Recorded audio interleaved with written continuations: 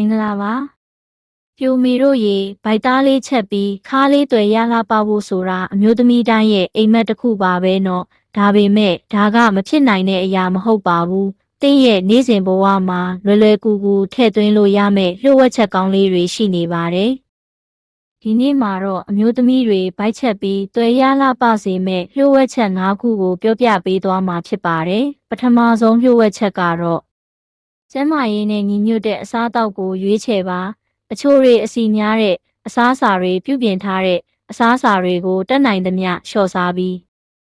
ဟင်းသီးဟင်းရွက်တစ်သီးဝလံပရိုတင်းတက်ကြွယ်ဝတဲ့အသားနဲ့ငါးတွေကိုများများစားပေးပါအမြင့်တက်များတဲ့အစားအစာတွေကဗိုက်ကိုမြန်မြန်ပြည့်စေပြီးအစာချေစနစ်ကိုကောင်းမွန်စေပါတယ်ဒုတိယလျှို့ဝှက်ချက်က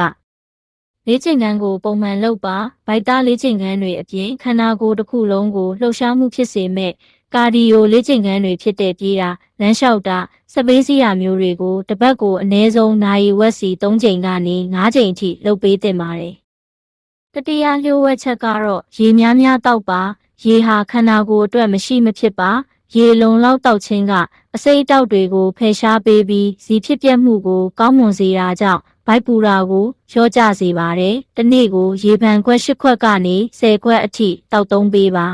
။စတုထလျှို့ဝှက်ချက်ကအိပ်ရေးဝအောင်အိပ်ပါလုံလောက်တဲ့အိပ်ဆက်ချိန်မရတဲ့အခါခန္ဓာကိုယ်ကစိတ်ဖိစီးမှုဟော်မုန်းကေကိုတီဇောပိုထွက်စေပြီးဗိုက်အဆီစုတာကိုအားပေးနိုင်ပါတယ်။တညကိုအနည်းဆုံး9နာရီကနေ10နာရီအထိအိပ်ဆက်ဖို့ကြိုးစားပါနောက်ဆုံးပစ္စမမြောက်လျှို့ဝှက်ချက်ကတော့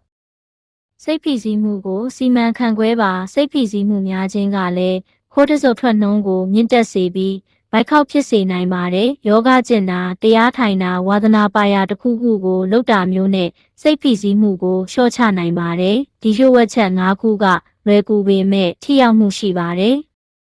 အရေးကြီးတာကတော့ဇွဲရှိရှိဒီဇိုင်းမမတ်လှုပ်ဆောင်ဖို့ပဲဖြစ်ပါတယ်ဒီနည်းလမ်းလေးတွေကိုသင်ရဲ့နေ့စဉ်ဘဝမှာထည့်သွင်းပြီးလှပတဲ့ခန္ဓာကိုယ်ပိုင်ဆိုင်နိုင်ပါစေလို့ဆုတောင်းပေးအပ်ပါတယ်